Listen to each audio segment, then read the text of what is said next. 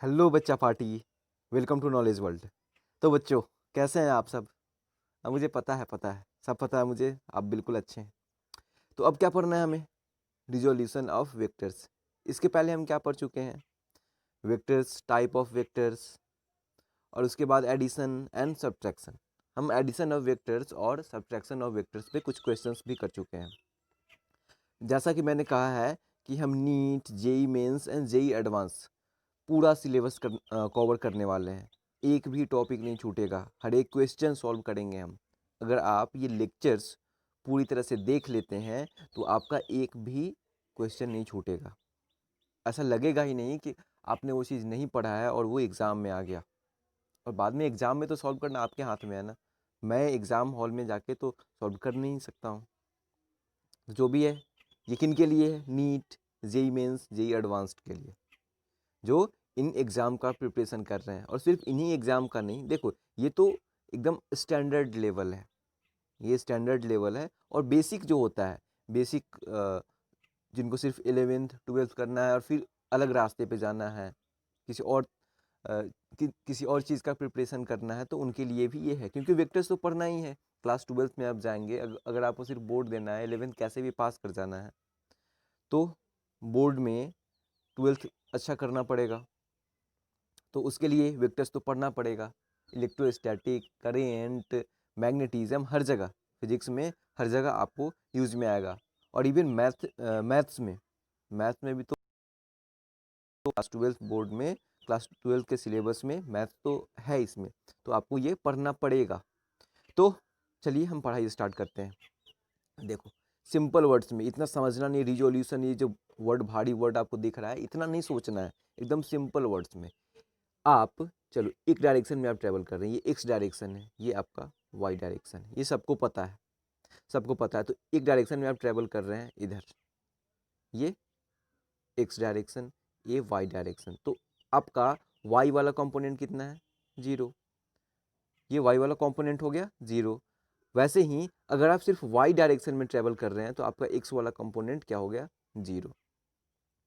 ठीक है, लेकिन कंपोनेंट, अच्छा ये कंपोनेंट वर्ड मैं यूज़ कर रहा हूँ, मतलब कि देखो, सिंपल देसी भाषा में समझना है इसको, कि अगर आप एक्स डायरेक्शन में जा रहे हैं तो आप वाई में तो कहीं जा नहीं रहे हैं, तो आपका एक्स का जो वैल्यू होगा जहाँ भी जा रहे हैं आप, जितना भी मैग्नीट्यूड होगा वो तो होगा यहाँ का। लेकिन वाई में आप जा नहीं रहे हैं तो इसका वैल्यू जीरो हो गया। वैसे ही अगर आप सिर्फ y में जा रहे हैं, x में नहीं जा रहे हैं, तो इसका वैल्यू यहाँ पे y का तो वैल्यू होगा ही, लेकिन x का वैल्यू हो गया हमारा जीरो। सिंपल।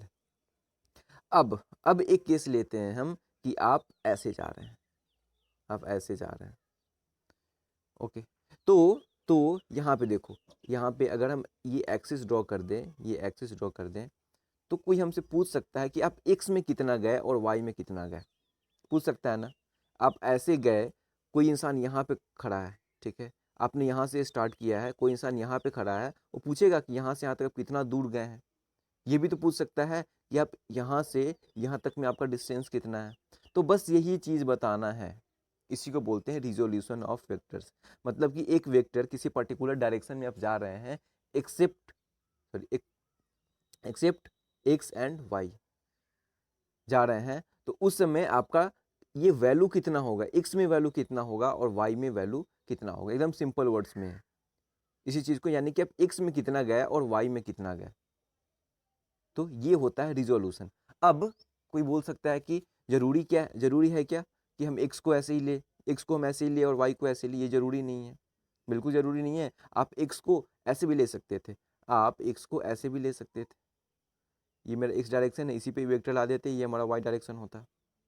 तो इसमें क्या अब ऐड करना है आपको? पहले जो समझे वो तो ठीक था, अब क्या ऐड करना है कि अगर कोई वेक्टर है तो उसको दो परपेंडिकुलर कंपोनेंट में, परपेंडिकुलर कंपोनेंट नॉर्मली ऐसा करते हैं हम, इसलिए मैंने ऐसे समझाया आपको।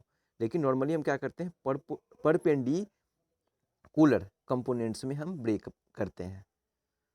तो किसी वेक्टर ए को उसके परपेंडिकुलर कंपोनेंट्स में ब्रेक करना ही तो रिजोल्यूशन ऑफ वेक्टर है, मतलब रिजॉल्व करना, तोड़ना। रिजॉल्व का हिंदी मीनिंग है तोड़ना। तो एकदम सिंपल वर्ड्स में क्या है, उस वेक्टर को ब्रेक करना है। Okay okay. अब एक और वर्ड है हमें पढ़ना, इन रेक्टेंगुलर कंपोनेंट, इन रेक्टेंगुलर कंपोनेंट्स, यानी कि देखो अब यहाँ पे समझो आप, एक वेक्टर है, एक वेक्टर है, तो हमने क्या किया, इसको परपेंडिकुलर कंपोनेंट्स में तोड़ना है, यानी कि ये आप इधर जा रहे हैं, तो मैंने स्टार्टिंग में क्या बोला था कि आप एक्स में कितना गए, कोई इंसान यहाँ पे खड़ा है तो बोलेगा कि आप मुझसे यहाँ तक तो चले गए, लेकिन मुझसे कितने दूर हैं आप, तो ये डायरेक्शन है, मुझसे इतनी दूरी तक हैं आप। और यहाँ पे अगर चेक करें तो ये कंपोनेंट है, अगर हम y पे चेक करें तो ये कंपोनेंट है, तो इसी को x में और y में तोड़ना रिजोल्यूशन ऑफ वेक्टर है।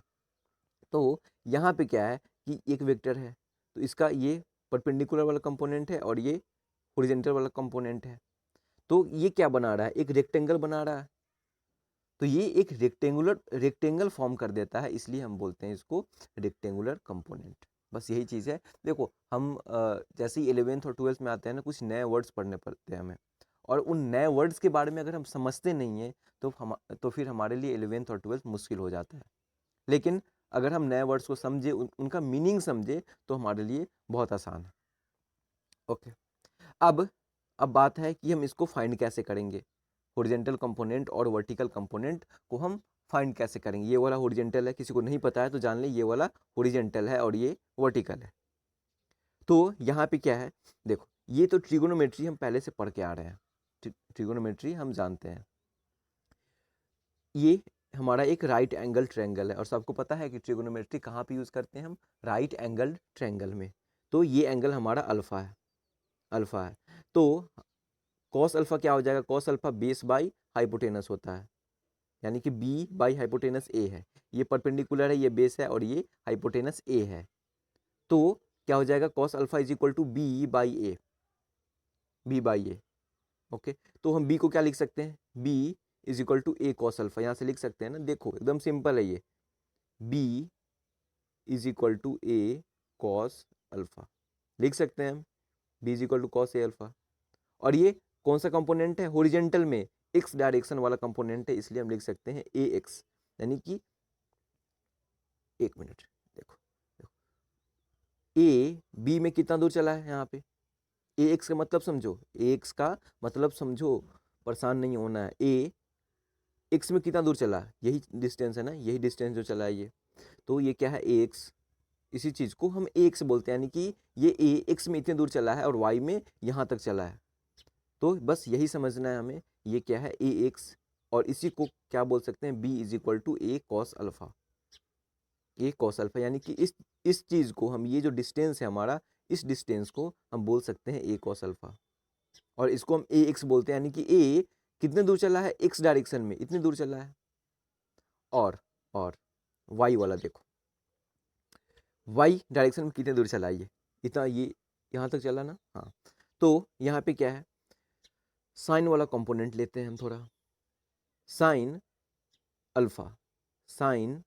Alpha is equal to P by A, तो यहाँ से p का वैल्यू हमें फाइंड करना पड़ेगा, तो हम क्या करेंगे, a ये यहाँ से गायब हो जाएगा, ये यहाँ से कहाँ गायब हो जाएगा, इधर यहाँ पे चला जाएगा, और p is equal to A sine alpha हो जाएगा। तो अब ये कौन सा कंपोनेंट है, y वाला, ये वाला x वाला था, ये y वाला है।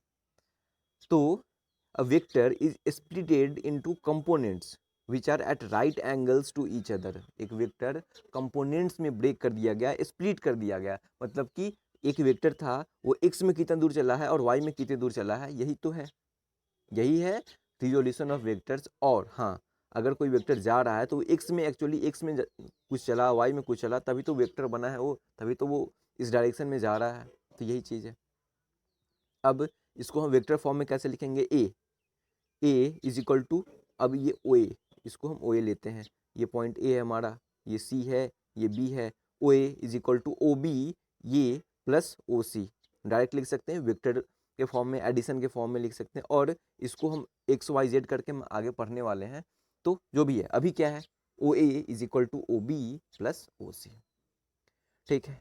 तो अभी तक हम क्या सीखे हैं, A X is equal to A cos alpha, यानी कि हॉरिजेंटल वाला कंपोनेंट ए कॉस अल्फा होने वाला है, यानी कि इसका ये जो वेक्टर है उसका कॉस अल्फा होगा हॉरिजेंटल वाला कंपोनेंट, और ये वर्टिकल वाला कंपोनेंट साइन अल्फा होगा।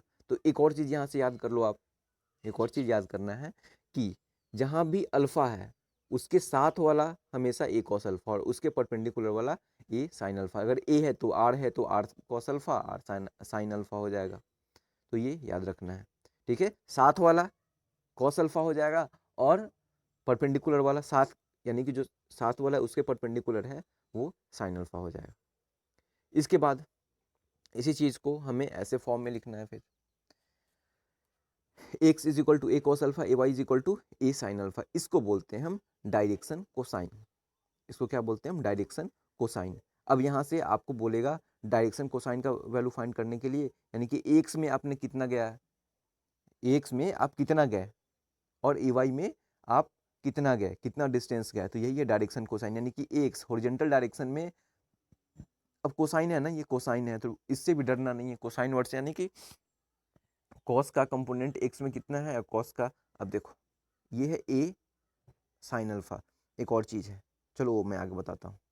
चलो अब यहाँ से क्या है, ये क्या है एक्चुअली, ये अच्छा ठीक है, मैं इस चीज़ को आगे एक्सप्लेन करूँगा। अभी इसको हम ऐसे, वेक्टर ए को हम ऐसे लिख सकते हैं A x I plus A Y जे, यानी कि वेक्टर ए ऐसे गया है तो कुछ एक्स में गया और कुछ वाई में गया, तो यही है ए x I plus A Y जे।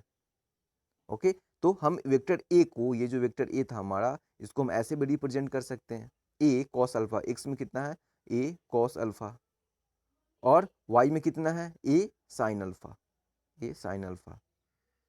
तो हम इसको ऐसे भी रिप्रेजेंट कर सकते हैं, A is equal to A cos alpha I. अच्छा, आई कहाँ से आ गया यहाँ पे? हाँ, ये मुश्किल हो गया अब आपके लिए। अरे बहुत आसान है, आई यूनिट वेक्टर है, आई यूनिट वेक्टर है किस डायरेक्शन में? एक्स डायरेक्शन में। और यहाँ पे जे क्या है? जे भी एक यूनिट वेक्टर है, कौन से डायरेक्शन में? वाई डायरेक्शन में। और एक और डायरेक्शन आएगा जेड डायरेक्शन। देखो आप ये सरफेस देख रहे हैं ना, आपके सामने वाला जो सरफेस है, समझो कि इसके जस्ट, एक मिनट, ये आप एक्स वाला, ये वाई वाला, और एक जस्ट इसके आपके सामने, यानी कि आपके आंखों की तरफ, आपकी आंखों की तरफ एक डायरेक्शन आ रहा है, आपकी आंखों की तरफ एक डायरेक्शन आ रहा है, वो जेड, यानी कि आपके सरफेस से आपके फोन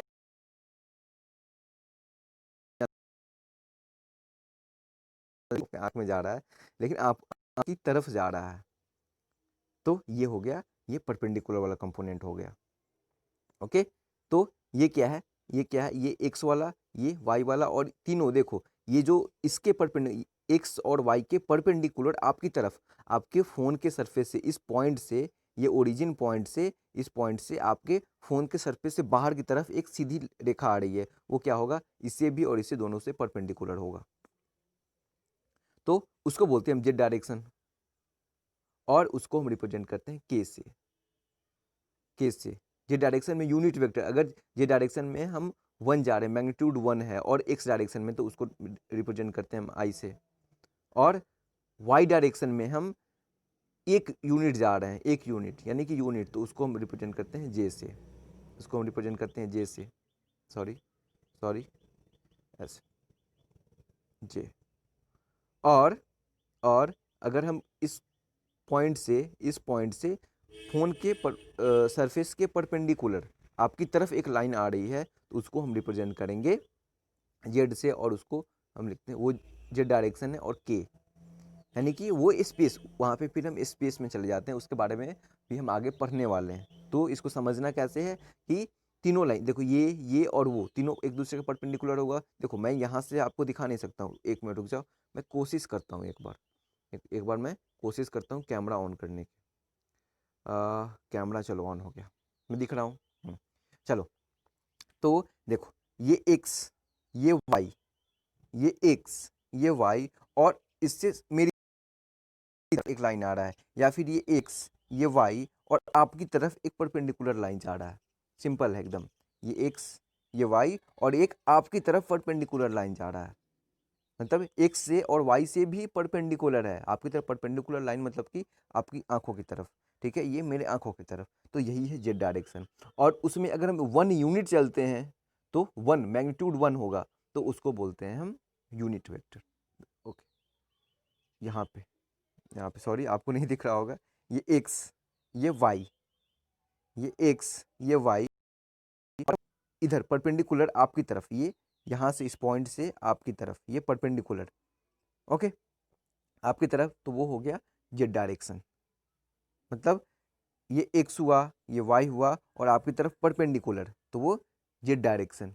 अगर वहाँ पे हम 1 यूनिट चलते हैं तो वो हो जाएगा के, उसको रिप्रेजेंट करते हैं यूनिट वेक्टर के से, ओके। उस पे कैप लगाते हैं हम। मैंने कहा था ना कि आई कैप, जे कैप, और फिर होता है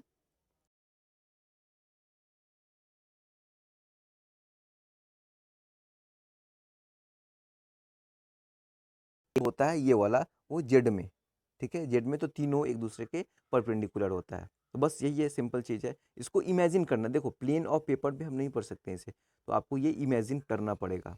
तो आप ये इमेजिन करें, कोई ऑब्जेक्ट है, उसका एक्स में, वाई में ये वाई, और एक्स में, वाई में परपेंडिकुलर वाई, और जेड एक्स वाई से परपेंडिकुलर है, तो तीनों एक दूसरे के परपेंडिकुलर होंगे। बस यही चीज़ था। अब हम कैमरा ऑफ कर दिए और हम पढ़ते हैं आगे। तो ये चीज़ मैंने बताया, A is equal to A cos alpha I plus A sine alpha J, okay. अब हमें 3 डायमेंशन में पढ़ना है, 3 डायमेंशन में। उससे पहले हम क्या पढ़ रहे हैं, थोड़ा देख लेते हैं कोसाइन वाला। ये जो मैंने बताया था कोसाइन, डायरेक्शन कोसाइन, तो यहाँ पे तो साइन है। आपको डाउट हो सकता है कि सर आप तो यहाँ पे साइन लिखे और बोल रहे हैं कोसाइन, मतलब कि आप गलत बोल रहे हैं। गलत नहीं बोल रहा हूँ, बस इसको देखो आप।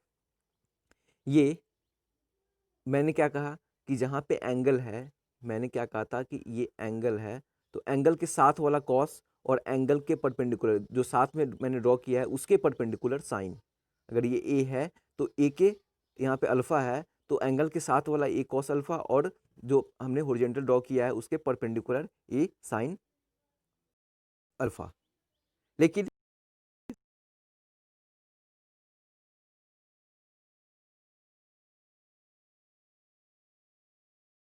तो यहाँ पे अल्फा के साथ वाला साइड ये है, तो ये क्या हो जाएगा, अगर ये ए है तो ए कॉस अल्फा, ओके। और ये यहाँ पे क्या है, ये वाला, ये जो परपेंडिकुलर लाइन है वो बीटा के साथ वाला है। इसके परपेंडिकुलर तो हो ही रहा है, ओरिजेंटल के परपेंडिकुलर तो हो ही रहा है, और ये बीटा के साथ वाला है, तो ए साइन बीटा, सॉरी ए कॉस बीटा, ये कॉस बीटा, ए कॉस कॉस बीटा। तो ये ए साइन ए कॉस बी, ए कॉस अल्फा, और ये ए कॉस बीटा हो गया ना। बस यही चीज है डायरेक्शन कोसाइन, यानी कि एक्स डायरेक्शन में कितना जा रहा है ए कॉस अल्फा, और वाई डायरेक्शन में कितना गया ए कॉस बीटा। अगर ये 90 है, ये एंगल दिया हुआ है, तो ये एंगल तो हम फाइंड कर ही लेंगे ना। अगर ये एंगल गिवन है तो ये एंगल भी हम फाइंड करेंगे। तो यही चीज है, एक्स हमें फाइंड करना पड़ेगा, ए वाई हमें फाइंड करना पड़ेगा, तो इस पर हम आगे क्वेश्चंस करेंगे। तो यही चीज हम 3 डायमेंशन में कैसे देख सकते हैं। चलो, मैंने क्या कहा था, ये एक्स हो गया, ये वाई हो गया, और ये जो लाइन है, ये जो मैंने ड्रॉ किया है, वो आपके इस पॉइंट से आपकी तरफ परपेंडिकुलरली आ रहा है, यानी कि इससे और इससे दोनों से परपेंडिकुलर लाइन है। इस चीज़ को समझना है, इमेजिन करो आप। ऐसे प्लेन ऑफ पेपर पे हम ड्रॉ नहीं कर सकते, इसीलिए मैंने इसे ऐसे ड्रॉ किया है। मैंने नहीं, हर जगह ये ऐसे ड्रॉ किया जाता है। तो मैंने क्या लिखा है, Z is out of the plane of paper towards you, मतलब आपकी तरफ जेड, ये जो प्लेन है जहाँ पे आप देख रहे हैं ये लेक्चर, उससे परपेंडिकुलरली आ रहा है। तो यहाँ पे ए का वैल्यू हम कैसे फाइंड कर सकते हैं, A is equal to root under A square plus A X square plus A Y square plus A Z square. अच्छा, यहाँ पे हम ए का वैल्यू कैसे फाइंड कर सकते थे, यहाँ पे हम ए का वैल्यू कैसे फाइंड कर सकते थे, एक मिनट, देखो यहाँ पे ये 1 मिनट, हाँ, ये ए एक्स है, ये ए वाई है, ठीक है, ये हमारा लाइन था। तो अगर ये ए एक्स यहाँ पे है, तो ए एक्स हम यहाँ भी ड्रॉ कर सकते हैं इसके पैरेलली। अगर ये लेंथ है तो ये भी ए वाई हो, तो ए वाई होगा, और ये ए एक्स होगा। तो ये इसे हमें फाइंड करना, तो क्या करेंगे हम, root under A X square plus A Y square, ठीक है। यहाँ पे ए हमें फाइंड करना है, ए इज इक्वल टू दिस हो सकता है, बिल्कुल हो सकता है, इसी तरह हम यहाँ पे 3D में 3 डायमेंशन में भी ऐसे फाइंड कर सकते हैं। a is equal to root under A X square plus A Y square plus A Z square.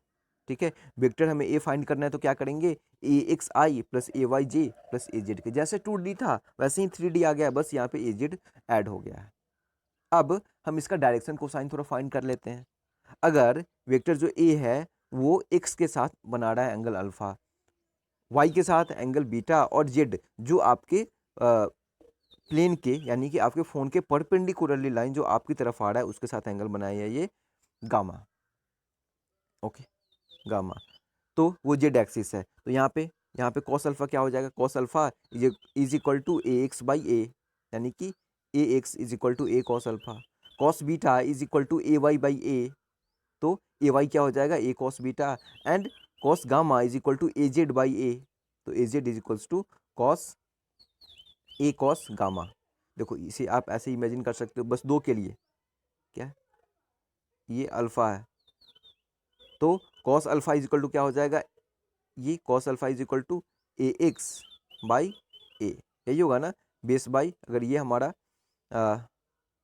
हाँ यहाँ पे ये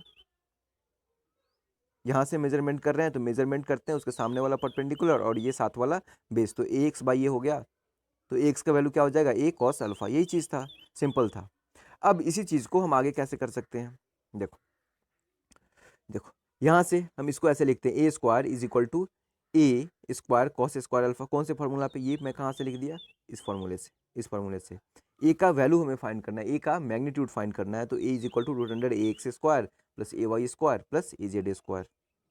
ओके, तो बस इसी चीज़ पे हमें, इसी फार्मूले पे हमें ये वैल्यू पुट कर देना है, तो A square is equal to A square cos square alpha plus A square cos square beta plus A square cos square gamma.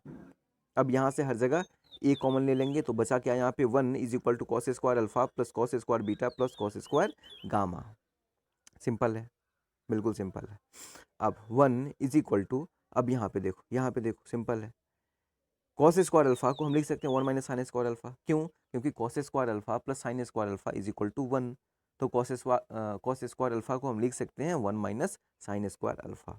इसी तरह कॉस स्क्वायर बीटा को लिख सकते हैं 1 माइनस साइन स्क्वायर बीटा, यहाँ पे साइन होगा, ये मिसप्रिंट हो गया है, ये 1 माइनस साइन स्क्वायर बीटा, और ये कॉस स्क्वायर गामा को 1 माइनस साइन स्क्वायर गामा लिख सकते हैं।